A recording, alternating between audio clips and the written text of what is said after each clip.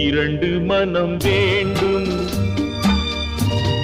இறைவனிடம் கேட்பேன் நினைத்து வாழ ஒன்று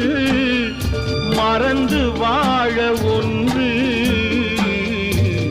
இரண்டு மனம் வேண்டும்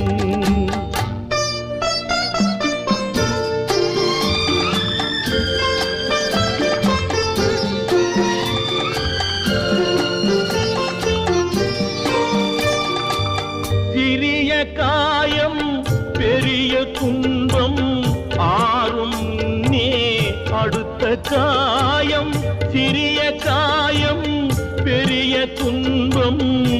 ஆறும் முன்னே அடுத்த காயம்